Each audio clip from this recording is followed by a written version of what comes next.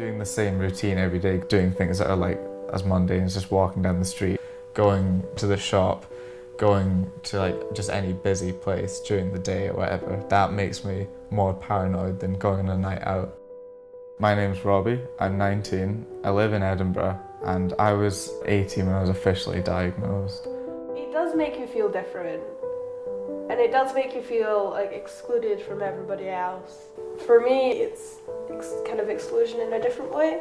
So everyone, they'd be all like, oh, remember this show when you were little, remember this, remember that, and I'm like, no. I spent most of my time in the hospital.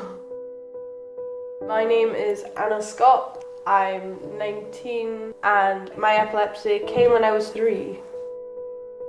I think it's worse if you're just kind of out in public. Then it's complete strangers that you've got to trust with your life. As drastic as that sounds, it is trusting somebody else with your life.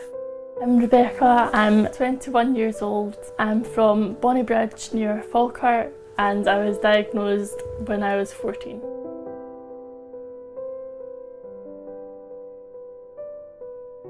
Around 54,000 Scottish people battle with the condition every day.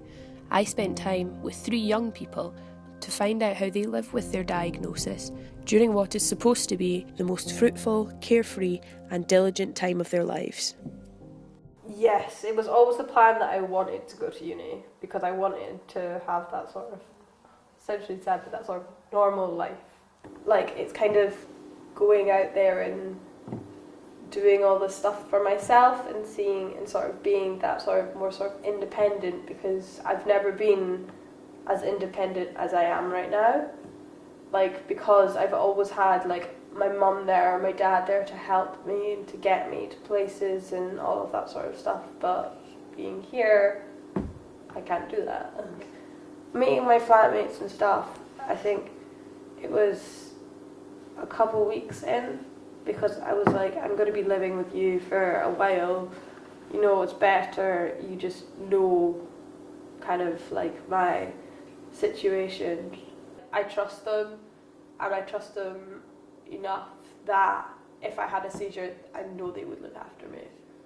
Like, because I have actually said to my friends on multiple occasions, I need to make sure that you're not just going to let me walk into the middle of the road if I have a seizure. Put that straight out there, because I'm like, rather not die if I have a seizure today. They're like, okay. So, my friends were the best. Not as good as my mum though.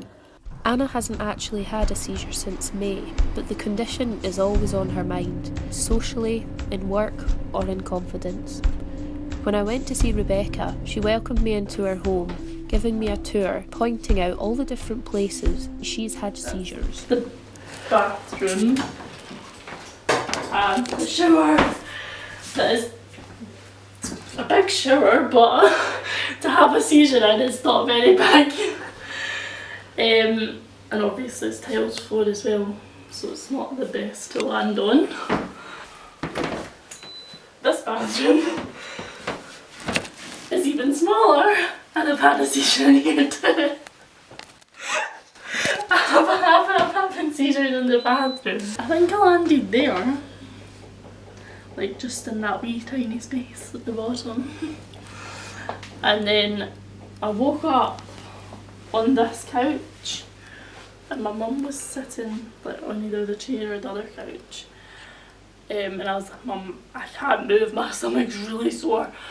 And I actually burst my spleen. And I ended up in hospital for ages. So, for the whole of Forth Valley, so like all of Falkirk and Stirling and things, there's only one epilepsy nurse. So it's really, really difficult to get like an appointment or anything with them, or even just to get a hold of them. And like, I get that it's the NHS and like they've got like a budget and they can't just have like unlimited epilepsy specialists, but more than one would be helpful.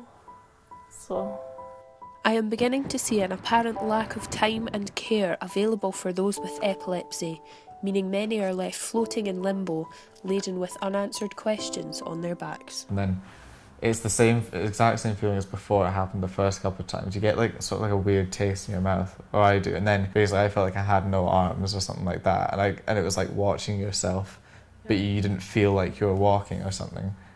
Just because having not seen any medical professional from the second seizure 2 years ago in November until the end of March is when I got diagnosed by the specialist. Having not seen anyone was pretty detrimental to the situation, I think. Yeah. I don't think I've seen the same specialist twice in all my appointments. I maybe had like 5 or 6 appointments and I've never seen the same person twice. But I don't know if that's due to the lack of staff or not. Good thing or bad thing?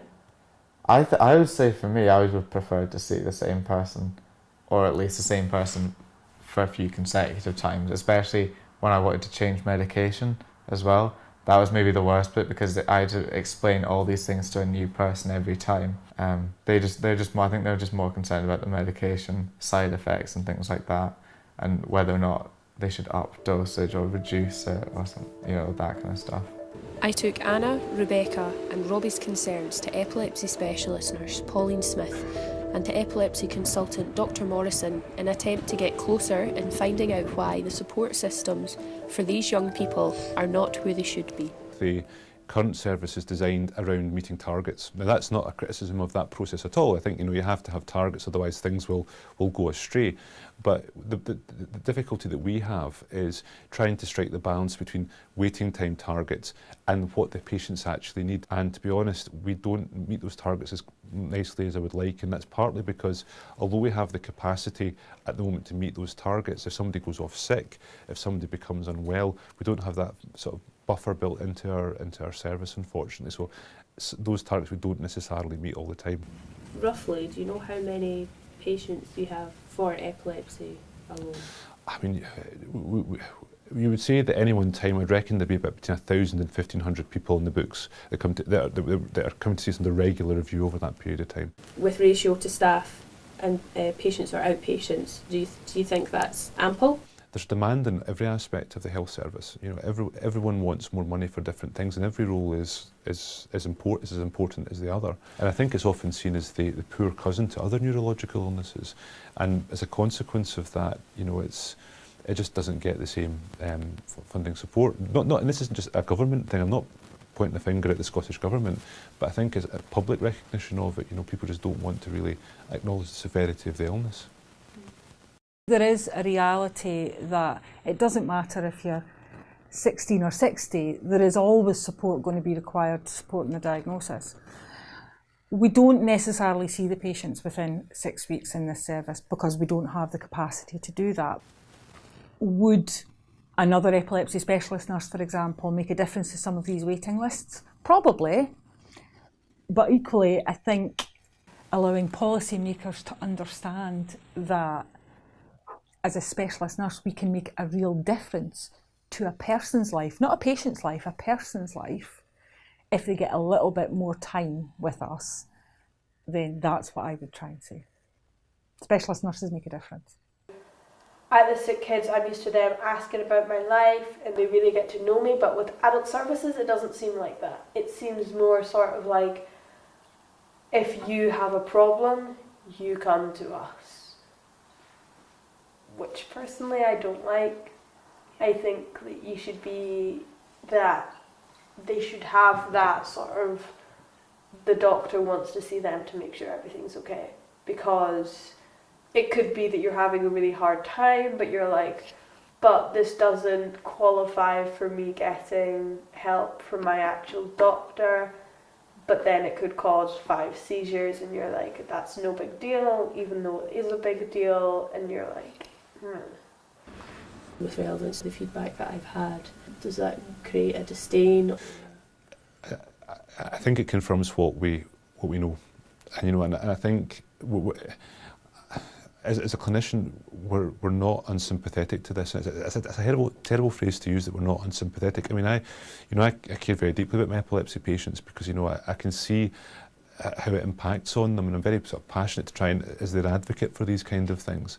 And when you hear that these issues exist, it just proves the point that, you know, that what we're doing just now isn't enough and we have to do more. There's a compassion for patient welfare that seems to be slipping through the cracks, restricted by lack of facilities and staff. Epilepsy care in Scotland seems to be unable to fulfil the needs of those like Anna, Rebecca and Robbie, unfortunately leaving them feeling let down by a service that should be supporting them the most.